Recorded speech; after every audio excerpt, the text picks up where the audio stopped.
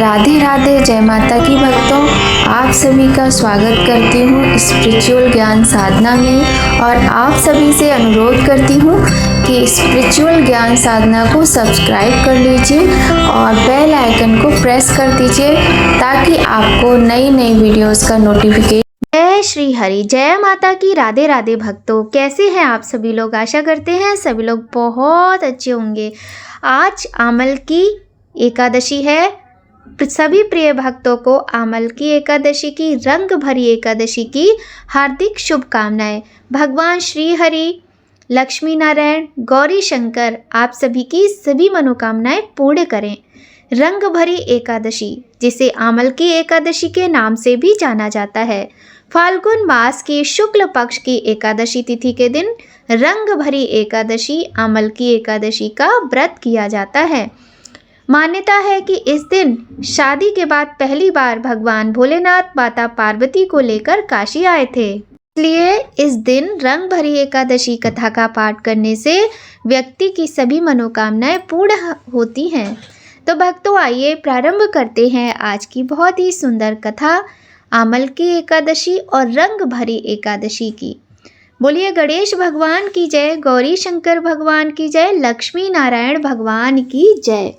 युधिष्ठिर ने कहा, श्री कृष्ण, अब फाल्गुन शुक्ल पक्ष की एकादशी का नाम और महात्म्य बताने की कृपा कीजिए। भगवान श्री कृष्ण बोले, महाभाग धर्मनंदन, सुनो, तुम्हें इस समय वह प्रसंग सुनाता हूँ जिसे राजा मानधाता के पूछने पर महात्मा वशिष्ठ जी ने कहा था। फाल्गुन शुक्ल पक्ष की एकादशी का नाम आमल की है।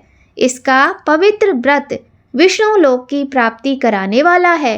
मानधाता ने पूछा, द्विज श्रेष्ठ, यह आमल की कब उत्पन्न हुई, मुझे बताइए। वशिष्ठ जी ने कहा, महाभाग सुनो, पृथ्वी पर आमलकी की उत्पत्ति किस प्रकार हुई ये बताता हूँ। आमलकी महान वृक्ष है जो सब पापों का नाश करने वाला है। भगवान विष्णु के मुख से चंद्रमा के समान कांतिमान एक बिंदु प्रकट हुआ। वह बिंदु पृथ्वी पर गिरा। उसी से आमल की यानी आमले का महान वृक्ष उत्पन्न हुआ। यह सभी वृक्षों का आदिभूत कहलाता है। इसी समय समस्त प्रजा को सृष्टि के लिए भगवान ने ब्रह्मा जी को उत्पन्न किया। उन्हीं से इन प्रजाओं की सृष्टि हुई। देवता, दानव, गंधर्व, यक्ष, राक्षस, नाग तथा निर्मल अंतःकरण वाले महर्षियों को भी ब्रह्मा जी ने जन्म दिया। उनमें से देवता और ऋषि उस स्थान पर आए जहाँ विष्णु प्रिया आमलकी का वृक्ष था। महाभाग, उसे देखकर देवताओं को बड़ा विस्मय हुआ। वे एक दूसरे पर दृष्टिपात करते हुए उत्कंठा पूर्वक उस वृक्ष की ओर देखने लगे और खड़े खड़े सोचने लगे कि वृक्ष पाकर आदि वृक्ष तो पूर्व कल्प की ही भांति है, जो सब के सब हमारे परिचित हैं, किंतु इस वृक्ष को हम नहीं जानते। उन्हें इस प्रकार चिंता करते देख आकाशवाणी हुई, महर्षियों, यह सर्वश्रेष्ठ आमलकी का वृक्ष है जो भगवान विष्णु को प्रिय है। इसके स्मरण मात्र से गोदान का फल मिलता है। स्पर्श करने से इससे दूना और फल भक्षण करने से 3 गुना पुण्य प्राप्त होता है। इसलिए सदा प्रयत्न पूर्वक आमलकी का सेवन करना चाहिए। ये सब पापों को हरने वाला वैष्णव वृक्ष बताया गया है। इसके मूल में विष्णु, इसके ऊपर ब्रह्मा, स्कंध में परमेश्वर भगवान रुद्र, शास्त्रों में मुनि, टहनियों में देवता, शाखाओं में मुनि, टहनियों में देवता, पत्रों में वसु, फूलों में मरुर दृढ़ तथा ना फलों में समस्त प्रजापति वास करते हैं। आमल की सर्वदेवमयी बताई गई है, अतः विष्णु भक्त पुरुषों के लिए ये परम पूज्य है। ऋषि बोले, अव्यक्त स्वरूप से बोलने वाले महापुरुष, हम लोग आपको क्या समझे? आप कौन हैं? देवता है या कोई और? हमें ठीक ठीक बताइए। आकाशवाणी हुई, जो संपूर्ण भूतों के कर्ता और समस्त भुवनों के सृष्टा हैं, जिन्हें विद्वान पुरुष भी कठिनता से देख पाते हैं, वही सनातन विष्णु मैं हूँ। देवादिदेव भगवान विष्णु का कथन सुनकर उन ब्रह्म कुमार महर्षियों के नेत्र आश्चर्य से चकित हो उठे। उन्हें बड़ा विस्मय हुआ। वे आदि अंत रहित भगवान की स्तुति करने लगे। ऋषि बोले, संपूर्ण भूतों के आत्मभूत आत्मा एवं परमात्मा को नमस्कार है। अपनी महिमा से कभी च्युत न होने वाले अच्युत को नित्य प्रणाम है। अंत रहित परमेश्वर को बारंबार प्रणाम है। दामोदर, कवि और यज्ञेश्वर को नमस्कार है। मायापते, आपको प्रणाम है। आप विश्व के स्वामी हैं, आपको नमस्कार है। ऋषियों के इस प्रकार स्तुति करने पर भगवान श्री हरि संतुष्ट हुए और बोले, महर्षियों, तुम्हें कौन सा अभीष्ट वरदान दूं? ऋषि बोले, भगवान, यदि आप संतुष्ट हैं तो हम लोगों के हित के लिए कोई ऐसा व्रत बताइए जो स्वर्ग और मोक्ष रूपी फल प्रदान करने वाला हो। श्री विष्णु बोले, महर्षियों, फाल्गुन शुक्ल पक्ष में यदि पुष्य नक्षत्र से युक्त द्वादशी हो तो वह महान पुण्य देने वाली और बड़े बड़े पातकों का नाश करने वाली होती है। द्विजरों, उसमें जो विशेष कर्तव्य है उसको सुनो। आमल की एकादशी में आमले के पास जाकर वहाँ रात्रि में जागरण करना चाहिए। इससे सब मनुष्य पाप से छूट जाते हैं और सहस्त्र गोदानों का फल प्राप्त होता है। विप्रगण, यह व्रतों में उत्तम व्रत है जिसे मैंने तुम लोगों को बताया। ऋषि बोले, भगवान, इस व्रत की विधि बतलाइए। यह कैसे पूर्ण होता है? इसके देवता नमस्कार और मंत्र कौन से बताए गए हैं? उस समय स्नान और दान कैसे किया जाता है? पूजन की कौन सी विधि है तथा उसके लिए मंत्र क्या है? इन सब बातों का यथार्थ रूप से वर्णन कीजिए। भगवान विष्णु ने कहा, द्विजवरों, इस व्रत को जो उत्तम विधि है उसको श्रवण करो। एकादशी को प्रातःकाल दंत धावन करके ये संकल्प करें कि हे पुंडरीकाक्ष, हे अच्युत, मैं एकादशी को निराहार रहकर दूसरे दिन भोजन करूंगा।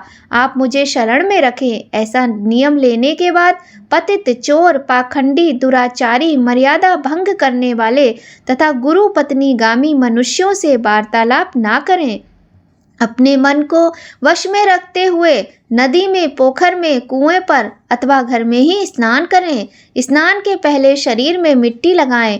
मृतिका लगाने का मंत्र, अश्वक्रांते, रथक्रांते, विष्णुक्रांते वसुंधरे, मृत्यु के हर में पापम, जन्मकोट्याम समर्जितम वसुंधरे।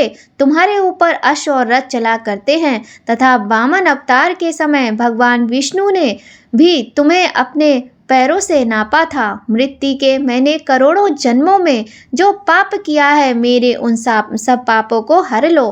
खान मंत्र, तुम माता सर्वभूतानां जीवनम तत्तु रक्षकम, स्वेद ज्योतिज जातीनां रसानां पतये नमः। स्त्रातो अहम सर्वतीर्थेषु हृदय प्रस्त्र वडेषु च नदीषु देवखातेषु इदम स्नानम तु मे भवेत्। अर्थात जल की अधिष्ठात्री देवी माता, तुम संपूर्ण भूतों के लिए जीवन हो। वही जीवन जो श्वेत और उदिज जाति के जीवों का भी रक्षक है। तुम रसों की स्वामिनी हो, तुम्हें नमस्कार है। आज मैं संपूर्ण तीर्थों, कुंडों, झरनों, नदियों और देव संबंधी सरोवरों में स्नान कर चुका। मेरा ये स्नान उक्त सभी स्नानों का फल देने वाला हो। विद्वान पुरुष को चाहिए कि वह परशुराम जी को सोने की प्रतिमा बनवाए। प्रतिमा अपनी शक्ति और धन के अनुसार 1 या आधे मासे स्वर्ण की होनी चाहिए। स्नान के पश्चात घर आकर पूजा और हवन करें। इसके बाद सब प्रकार की सामग्री लेकर आंवले के वृक्ष के पास जाएं। वहां वृक्ष के चारों ओर की जमीन झाड़ बुहार लीप पोत कर शुद्ध करें। शुद्ध की हुई भूमि में मंत्र पाठ पूर्वक जल से भरे हुए नवीन कलश की स्थापना करें। कलश में पंचरत्न और दिव्य गंध आदि छोड़ दें। श्वेत चंदन से उसको चर्चित करें। कंठ में फूल की माला पहनाएं। सब प्रकार के धूप की सुगंध फैलाएं। जलते हुए दीपकों की श्रेणी सजाकर रखें। तात्पर्य यह है कि सब ओर से सुंदर एवं मनोरम दृश्य उपस्थित करें। पूजा के लिए नवीन छाता, जूता, वस्त्र भी मंगाकर रखें। कलश के ऊपर एक पात्र रखकर उसे दिव्य खीलों से भर दें। फिर उसके ऊपर सुवर्ण में परशुराम जी की स्थापना करें।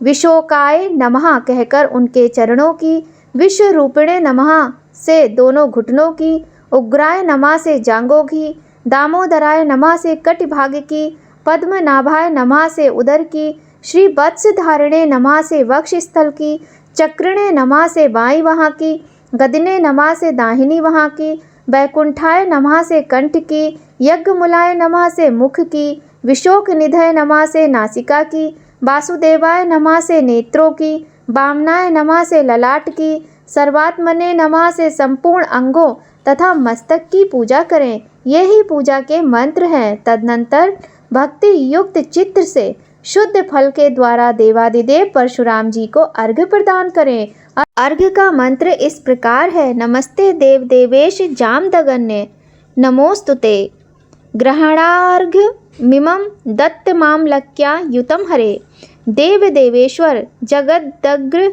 नंदन श्री विष्णु स्वरूप परशुराम जी आपको नमस्कार है, नमस्कार है। आंवले के फल के साथ दिया हुआ मेरा ये अर्घ्य ग्रहण कीजिए। तदनंतर भक्ति युक्त चित्त से जागरण करें। नित्य संगीत वाद्य धार्मिक उपाख्यान तथा श्री विष्णु संबंधिनी कथा वार्ता आदि के द्वारा यह रात्रि व्यतीत करें।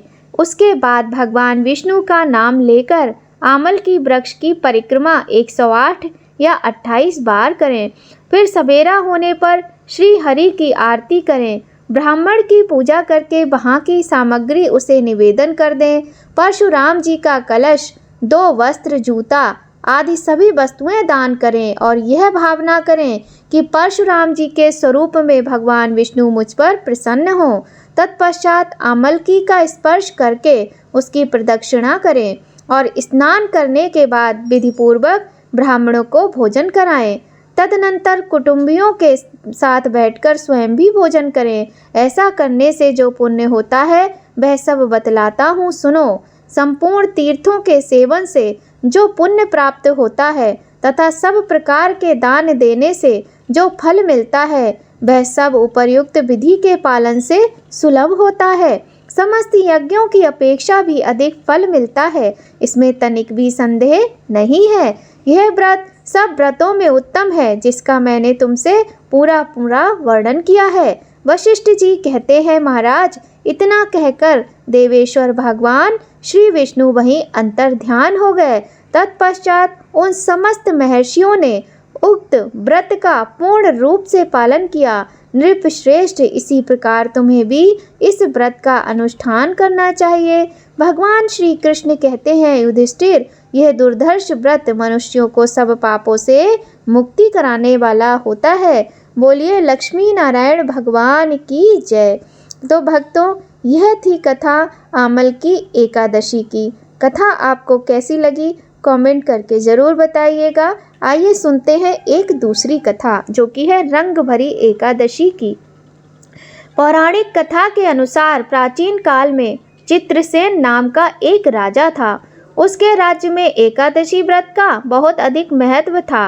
राजा समेत सभी प्रजा एकादशी का व्रत बड़ी ही श्रद्धा और भावना पूर्वक किया करती थी। राजा चित्रसेन को आमल की एकादशी के प्रति बहुत गहरी आस्था थी। एक बार राजा शिकार करते हुए जंगल में बहुत दूर निकल गए। उसी समय कुछ जंगली और पहाड़ी डाकुओं ने राजा को घेर लिया और शस्त्रों से राजा पर प्रहार करने लगे। परंतु जब भी कोई डाकू राजा पर शस्त्र प्रहार करता, वह शस्त्र ईश्वर की कृपा से पुष्प में परिवर्तित हो जाता। उन डाकुओं की संख्या बहुत अधिक थी, अतः राजा संज्ञाहीन होकर भूमि पर पड़ा। उसी समय राजा के शरीर से एक दिव्य शक्ति प्रकट हुई और उस दिव्य शक्ति ने समस्त दुष्टों को मार गिराया और फिर वह अदृश्य हो गई। जब राजा की चेतना लौटी तो सभी डाकुओं को मरा हुआ पाया। यह दृश्य देखकर राजा को अत्यंत आश्चर्य हुआ। राजा मन ही मन सोचने लगा कि इन डाकुओं को किसने मारा। तभी आकाशवाणी हुई कि हे राजन, यह सब दुष्ट तुम्हारे आमल की एकादशी का व्रत करने के प्रभाव से मारे गए हैं। तुम्हारी देह से उत्पन्न आमल की एकादशी की वैष्णवी शक्ति ने इनका संहार किया है। इन्हें मारकर वह पुनः तुम्हारे शरीर में प्रवेश कर गई। यह बातें सुनकर राजा को बहुत प्रसन्नता हुई और एकादशी के व्रत के प्रति राजा की श्रद्धा और अधिक बढ़ गई। राजा अपने देश वापस लौट आया और राज्य में सबको एकादशी का महत्व बताया और इस एकादशी की कृपा से राजा पुनः सुखपूर्वक राज्य करने लगा। उसके राज्य में सभी सुखी हो गए। बोलिए लक्ष्मी नारायण भगवान की जय। बोलिए एकादशी माता की जय। तो भक्तों, जीवन में मोक्ष प्रदान करने वाला, समस्त कामनाओं को पूर्ण करने वाला यह पावन पुण्यदायी एकादशी का व्रत है। इसकी महिमा का बखान तो शास्त्रों में, पुराणों में, सभी में आपको मिलेगा। भक्तों, बहुत ही सुंदर एकादशी का यह व्रत होता है और एकादशी व्रत करने से मनुष्य की समस्त मनोकामनाएं भगवान श्री हरि पूर्ण करते हैं। एक बार एक राज्य में एक राजा रहा करता था। राजा बहुत ही बुद्धिमान और बलशाली था। राजा सदैव अपनी प्रजा का बहुत अच्छे से ध्यान रखता था। प्रजा भी अपने राजा को बहुत अधिक पसंद करती थी। प्रजा और राजा दोनों के ही संबंध बहुत अच्छे थे। राजा की 2 बेटियां थीं। राजा अपनी दोनों बेटियों से बहुत अधिक प्रेम करता था। राजा की छोटी बेटी देखने में बहुत सुंदर और आकर्षक थी। राजा की बड़ी बेटी छोटी बेटी के मुकाबले थोड़ा कम सुंदर थी। राजा की छोटी बेटी ग्यारस माता की पूजा किया करती थी और सभी लोग राजा की छोटी बेटी से बहुत प्रेम करते थे और बहुत प्रशंसा भी किया करते थे। राजा भी अपनी छोटी बेटी को बड़ी बेटी से अधिक प्रेम करता था, जिस कारण राजा की बड़ी बेटी को अपनी छोटी बहन से बहुत नफरत होने लगी थी। राजा की दोनों बेटियां जब बड़ी हो गईं, तब एक पड़ोस राज्य में रहने वाला राजकुमार राजा की बड़ी बेटी के लिए रिश्ता लेकर आया। लेकिन जैसे ही उस राजकुमार की नज़र राजा की छोटी बेटी पर पड़ी, तो वह राजकुमार राजा की छोटी बेटी पर आकर्षित हो गया और उससे प्रेम करने लगा। उस राजकुमार ने राजा की बड़ी बेटी के साथ विवाह करने से मना कर दिया और उसने राजा से कहा कि मैं आपकी छोटी बेटी से विवाह करना चाहता हूँ। जिसके बाद राजा की बड़ी बेटी यह देखकर अपनी छोटी बहन से बहुत अधिक क्रोधित हो गई और राजा की बड़ी बेटी ने अपनी छोटी बहन को अपने सबसे बड़ा शत्रु मान लिया। राजा की बड़ी बेटी ने अपनी छोटी बहन से बदला लेने का निर्णय किया, जिसके लिए उसने अपनी छोटी बहन को जान से मारने का उपाय किया। राजा की बड़ी बेटी ने अपनी छोटी बहन को मारने के लिए सबसे पहले एक लड्डू में जहर मिलाकर अपनी छोटी बहन को दे दिया और उससे लड्डू खाने के लिए कहा। लेकिन लड्डू खाने के बाद भी छोटी बहन को कुछ न हुआ। बड़ी बहन ये देखकर बहुत आश्चर्यचकित हो गई, लेकिन बड़ी बहन ने हार नहीं मानी और उसने जब रात में छोटी बहन अपने कमरे में सो रही थी, तब एक मटके में सांप रखकर उसके कमरे में छोड़ दिया। लेकिन सांप भी छोटी बहन का कुछ नहीं कर पाया। जिसके बाद बड़ी बहन ने अपनी छोटी बहन से कहा कि चलो हम लोग कुएं से पानी भरकर लाते हैं, जिसके लिए वह अपनी छोटी बहन को पानी भरने के बहाने कुएं के पास ले गई और उसने अपनी छोटी बहन को कुएं में धक्का दे दिया। लेकिन छोटी बहन को तब भी कुछ नहीं हुआ, क्योंकि हर बार ग्यारस माता उसकी रक्षा कर रही थी और उधर बड़ी बहन अपने सारे प्रयासों के बाद भी असफल हो रही थी, जिससे उसे क्रोध और अधिक आ रहा था। फिर उसने अपनी छोटी बहन के पास जाकर स्वयं पूछा कि मेरी छोटी बहन, तुमको पता है भगवान ने सबकी मृत्यु एक निश्चित समय पर लिखी है और कैसे तुम्हारी मृत्यु होगी, क्या ये तुम जानती हो? तब छोटी बहन ने अपनी बड़ी बहन को बताया कि हाँ, मैं जानती हूँ मेरी मृत्यु कैसी होगी। छोटी बहन से ये सुनकर बड़ी बहन मन ही मन बहुत प्रसन्न होने लगी और उसने अपनी छोटी बहन से कहा कि तो मुझे अपनी मृत्यु का राज बताओ। छोटी बहन ने अपनी बड़ी बहन से कहा कि मेरी मृत्यु तो एक तोते में है। जो तोते के गले में एक हार है, उससे मेरी मृत्यु होगी। जब तक कोई भी व्यक्ति तोते को मारकर वह हार अपने गले में पहनेगा तो मैं मूर्छित हो जाऊंगी, और जैसे ही उस हार को अपने गले से उतारेगा मैं वापस से जीवित हो जाऊंगी। अपनी छोटी बहन की मृत्यु का राज जानकर बड़ी बहन बहुत ही प्रसन्न हो गई और उसने अपनी छोटी बहन को मारने के लिए उसके पालतू तोते को ढूंढना प्रारंभ कर दिया। अब छोटी बहन को इस बात का आभास हो गया था कि कोई उसके प्राण लेना चाहता है, जिसके लिए वह अपने पिताजी के पास गई। उसने अपने पिताजी से कहा कि पिताजी, मेरी मृत्यु के बाद आप मुझे जलाइएगा मत, बल्कि आप मुझे अपनी पुरानी वाली हवेली में एक पलंग पर लिटाकर छोड़ दीजिएगा। अपनी छोटी लड़की की ये बात सुनकर राजा बहुत आश्चर्यचकित हो गए। राजा ने अपनी छोटी बेटी से पूछा, बेटी तुम ये क्या कह रही हो? तब राजा की छोटी बेटी ने बताया, पिताजी समय किसी के लिए नहीं रुका है, कब क्या हो जाए किसी को कुछ पता नहीं है। और फिर राजा ने अपनी छोटी बेटी से कहा कि तुम ऐसी बातें क्यों कर रही हो, 2-3 दिन में तो तुम्हारा विवाह है। लेकिन छोटी बेटी ने अपने पिताजी को ऐसा करने पर मजबूर कर दिया और उनसे वचन ले लिया। अब राजा ने भी अपनी छोटी बेटी की बात स्वीकार कर ली और 2-3 दिन बाद जब विवाह का समय आया, तब राजकुमार बारात लेकर राजा के घर आया और राजकुमार और राजा की छोटी बेटी का विवाह प्रारंभ हो गया। जैसे ही राजा की छोटी बेटी राजकुमार के साथ फेरे लेना शुरू करती है, तो उसकी बड़ी बहन अपनी छोटी बहन के कमरे में जाकर उसके तोते को पकड़ लेती है और उसे जान से मार देती है। तोते के गले में जो हार था, उसको अपने गले में धारण कर लेती है। जैसे ही बड़ी बहन उस हार को अपने गले में धारण करती है, तो उधर छोटी बहन 3.5 फेरे ही ले पाती है और वहीं पर बेहोश होकर गिर जाती है।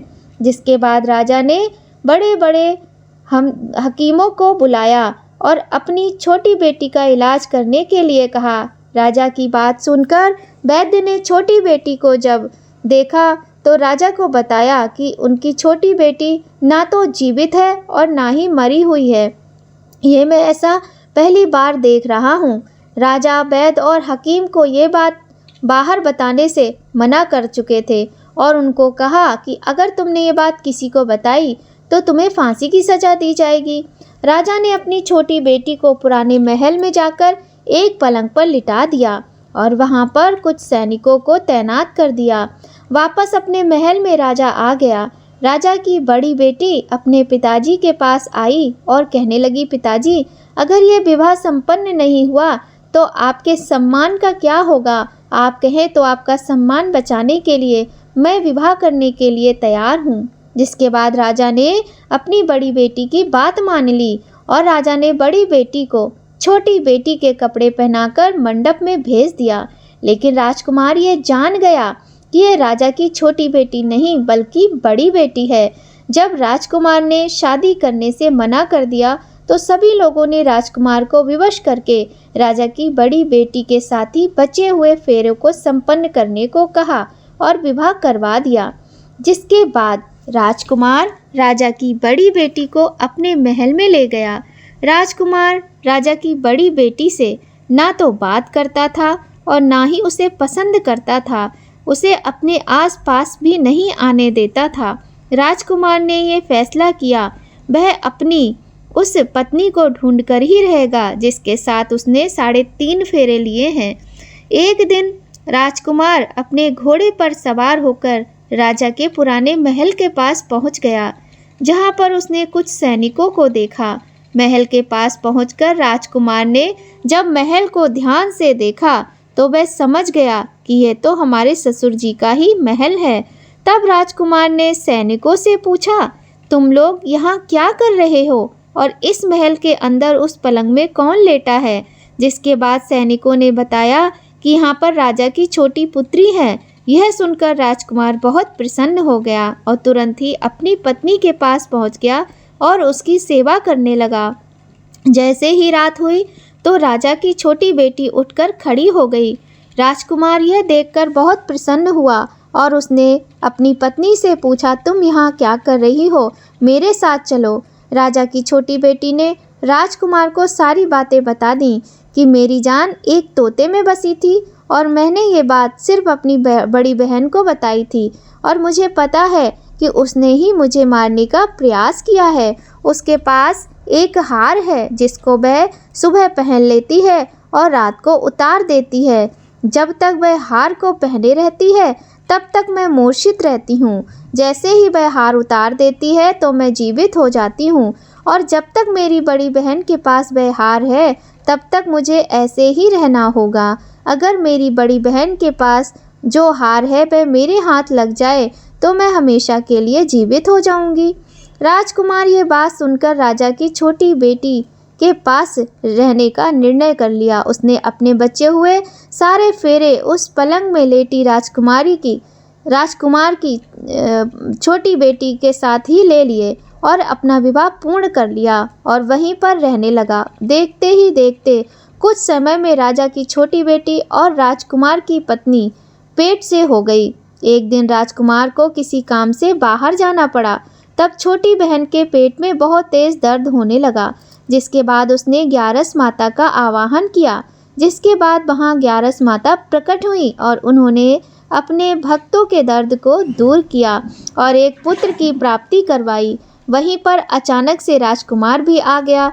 राजकुमार ने ग्यारस माता को देखा तो वह आश्चर्यचकित हो गया और माता की चरणों में गिर गया। ग्यारस माता ने राजकुमार से कहा कि जब तुम्हारा पुत्र 5 वर्ष का हो जाए तो तुम अपनी पत्नी का हार आकर इसके गले में डाल देना। देखते ही देखते राजकुमार और राजा की छोटी बेटी का पुत्र 5 वर्ष का हो गया। तो राजकुमार अपने पुत्र से कहता है कि पुत्र, मैं कुछ काम से बाहर जा रहा हूँ, तुम अपनी माता का ध्यान रखना, और वहाँ से चला जाता है। राजा को बाहर निकलता देख बड़ी बहन के सैनिक देख लेते हैं। बड़ी बहन को जाकर सारी बात बता देते हैं, जिसके बाद बड़ी बहन अपनी छोटी बहन के पुत्र को वहाँ से उठवा लेती है और उसको मरवा देती है। छोटी बेटी के पुत्र के 2 टुकड़े करवा देती है। पहला टुकड़ा चक्की के पास छुपा देती है, दूसरा टुकड़ा अपने पलंग के नीचे रख लेती है। अब ग्यारस माता भिखारी का रूप लेकर आती हैं। एक भिखारी का रूप रखकर बड़ी बहन के पास जाती हैं, जिसके बाद वहाँ पर भिक्षा मांगने लगती हैं। बड़ी बहन अपने नौकरों से कहती है, जाकर भिक्षा दे दो। लेकिन जैसे ही नौकर ग्यारस माता को भिक्षा देने के लिए आते हैं तो माता उन्हें मना कर देती हैं और कहती हैं, मैं तुम्हारी महारानी से भिक्षा लूँगी। जिसके बाद बड़ी बहन स्वयं ही भिक्षा देने के लिए माता के पास आती है। तब माता एक बिल्ली का रूप लेकर उसके कमरे में चली जाती हैं और वहाँ पर छोटी बेटी के पुत्र के टुकड़ों को आपस में जोड़ देती हैं और उसे जीवित कर वहाँ से ले जाती हैं।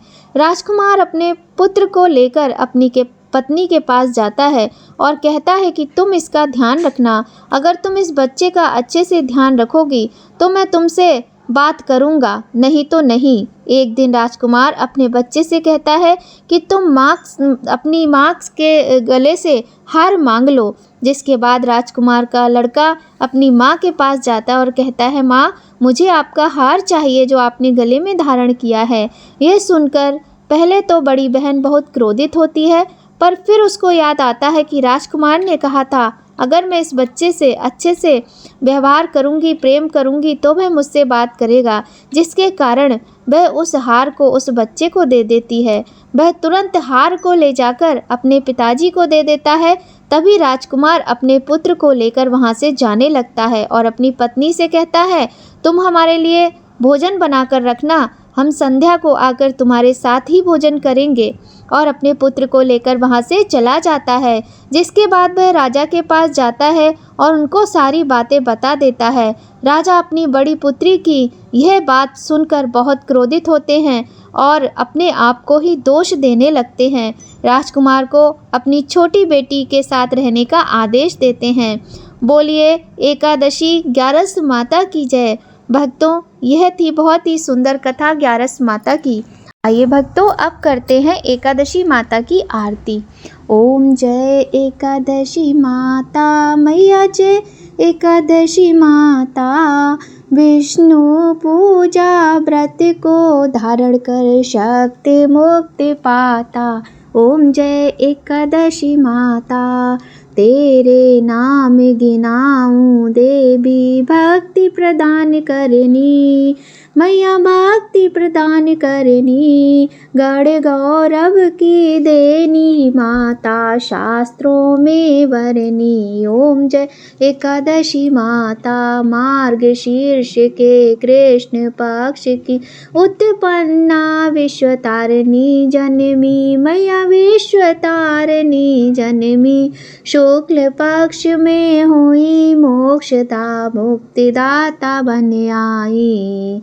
मैया जय एकादशी माता, पौष के कृष्ण पक्ष की सफला नामक है, मैया सफला नामक है। शुक्ल पक्ष में होए पुत्रदा, आनंद अधिक रहे। ओम जय एकादशी माता, नाम षट तिला, माघ मास में कृष्ण पक्ष आवे, मैया कृष्ण पक्ष आवे। शुक्ल पक्ष में जया कहावे, विजय सदा पावे। ओम जय एकादशी माता, विजया फागुनी कृष्ण पक्ष में शुक्ला आमल की, मैया शुक्ला आमल की। पाप मोचनी कृष्ण पक्ष में चैत्र महाबल की। ओम जय एकादशी माता, चैत्र शुक्ल में नाम कामदा, धन देने वाली, मैया धन देने वाली। नाम बरूतनी कृष्ण पक्ष में वैशाख महावाली। ओम जय एकादशी माता, शुक्ल पक्ष में होए मोहिनी, अपराज्येष्ठ कृष्ण पक्षी, मैया अपराज्येष्ठ कृष्ण पक्षी। नाम निर्जला सब सुख करनी, शुक्ल पक्ष रखनी। ओम जय एकादशी माता, योगिनी नाम आषाढ़ में जाना, कृष्ण पक्ष करनी, मैया कृष्ण पक्ष करनी। देव शनि नाम कहायो, शुक्ल पक्ष धरनी। ओम जय एकादशी माता, कामिका श्रावण मास में आवे, कृष्ण पक्ष कहिए, मैया कृष्ण पक्ष कहिए। श्रावण शुक्ला होए पवित्रा, आनंद से रहिए। ओम जय एकादशी माता, अजा भाद्रपद कृष्ण पक्ष की परिवर्तिनी शुक्ला, मैया परिवर्तिनी शुक्ला। इंद्राश्विन कृष्ण पक्ष में व्रत से भव सागर निकला। ओम जय एकादशी माता, पापंकुशा है शुक्ल पक्ष में आप हरनहारी, मैया आप हरनहारी।